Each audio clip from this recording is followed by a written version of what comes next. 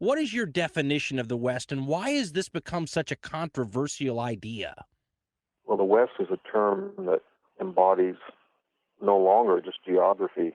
Originally, it was the west of Persia, that is, the area of Greece and Rome, and then later Northern Europe, and then later the Americas and parts of the British Empire, such as Australia or New Zealand or Canada, in which certain values reoccurred, and they were constitutional government, an emphasis on individual freedom, tendency to explain natural phenomena by reason rather than superstition, free markets, free speech, and not that these were always in place in the so-called Western mind through 2,500 years since the Greeks. After all, Hitler was a product of the West.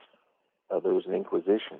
But given the alternative, the Islamic model, the Chinese model, the New World model, the African model, the West was pretty much distinct from it. And then the second thing to remember about the West is that once you combine this economic liberality with emphasis on the individual and freedom and liberty, and then you have a stability provided by constitutional government and a scientific method that's enhanced by reason and generated by free markets, then you create more goods and services and capital. So there's a dynamism with the West, that the crusades take place in the Middle East.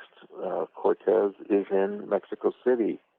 Montezuma is not in Barcelona. It's not a matter of morality. It's just that Westerners have been able to exercise influence, as we see today in the whole idea of globalization, which is really a euphemism for westernization, the application all over the world of Western ideas of business, government, communications, and science.